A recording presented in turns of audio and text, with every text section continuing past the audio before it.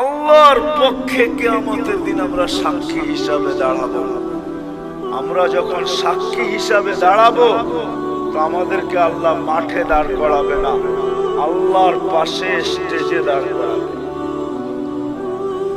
কিন্তু সত্য তো এটা, হিসাব কিতাব তো হবে, ঠিক না? কি হবে না? হ্যাঁ, আমাদের নবীজি জিজ্ঞাসা করবে আল্লাহ হিসাব কিতাব কিভাবে নিবেন? আল্লাহ বলে সবাইটা যেরকম নিব এরকমই নিব।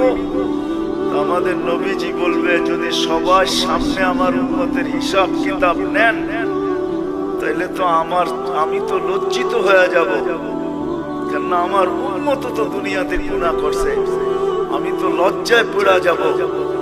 আল্লাহ জিজ্ঞাসা করবে তাইলে কিভাবে নিব?